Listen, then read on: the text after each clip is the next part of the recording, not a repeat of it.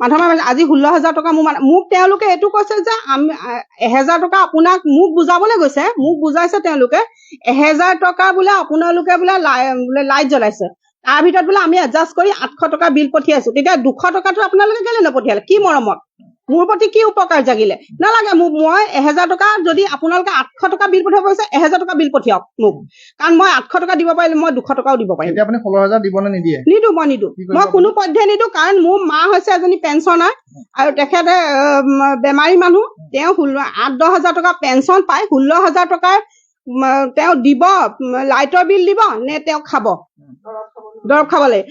তেতিয়াহ'লে আমি এইটো বস্তু কেতিয়াও মানি নলওঁ। এইটো স্মাৰ্ট মিটাৰ ঠিকে নাই। স্মাৰ্ট মিটাৰ ঠিকে থকা হ'লে আজি ইমানখিনি ৰাইজ ইমান হেৰি নকৰে, স্মাৰ্ট মিটাৰ ভাঙি নিদিয়ে বা স্মাৰ্ট মিটাৰ খুলি নিদিয়ে। এইটো ঠিক নহয়। আমি মুখ্যমন্ত্ৰী ডাঙৰীয়াক এইটোৱে অনুৰোধ জনাইছো যাতে তেওঁ এই স্মাৰ্ট মিটাৰটো খোলাই আমাক আগৰ মিটাৰ দিয়ক।